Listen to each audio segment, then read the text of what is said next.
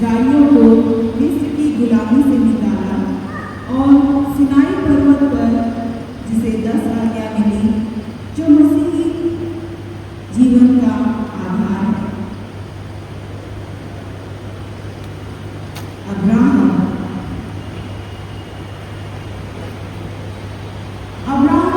विश्वास का पिता, जिसने परमेश्वर पर अटूट विश्वास और आज्ञाकारिता दिखाई और परमेश्वर ने उसे जातियों के समूह का मूल पिता ठहराया।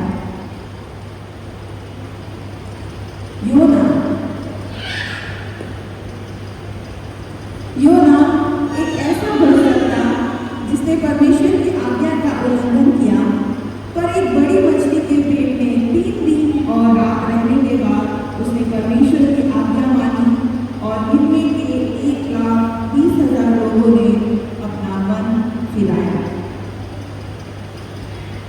यशाया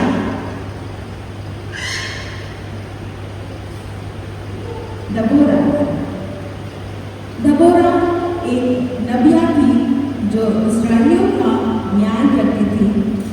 वो बेतेल के बीच में खजूर के तले बैठा करती थी और इस्राएली उसके पास न्याय के लिए जाए।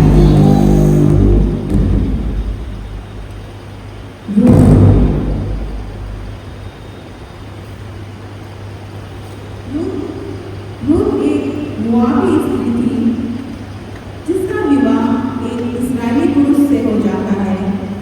रूत अपनी इस्राएली सास के प्रति असाधारण निष्ठा और इस्राएल के प्रति गहन भक्ति प्रदर्शित करती है और वह महान राजा दाऊद की परदादी बन जाती है।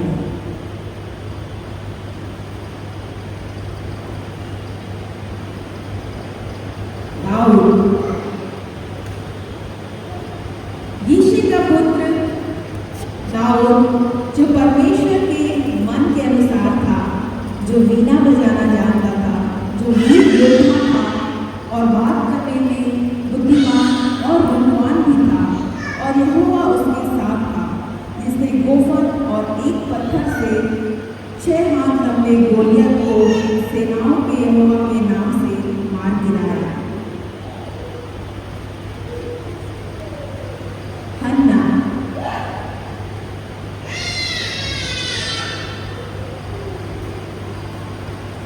जिसके नाम ही का अर्थ है अनुग्रह, हन्ना ने एक बच्चे के लिए प्रार्थना की और उसे परमेश्वर को समर्पित करने का वादा किया और इस्राएलियों के अंतिम महान न्यायी शामुएल की मां बनी।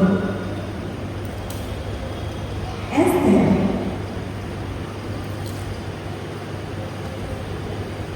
एक यहूदी स्त्री जिसे उसके चचेरे भाई मोर्देकै ने पाला पोसा और वह शेर्स राजा की पटरानी बनी। एस्थर रानी ने अपने अदम्य साहस और अपनी इस्राएली जाति के प्रति समर्पण के कारण उसने उन्हें उनके शत्रुओं के हाथों से पूरी तरह नष्ट होने से बचा लिया।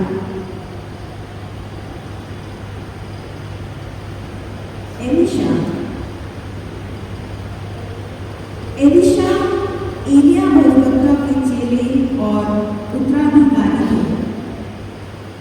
एलीशा, जिसने एलिया की आत्मा का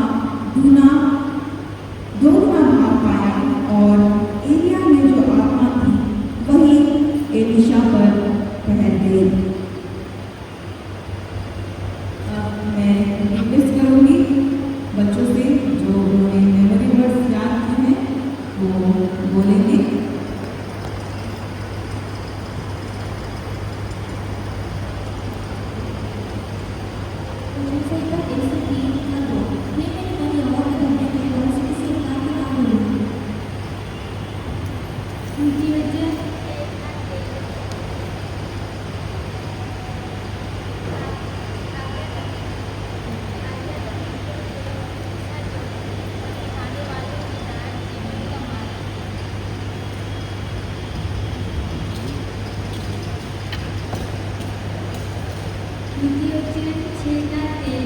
आज्ञा के दीपक है और शिक्षा ज्योति और सिखाने वालों की डांट जीवन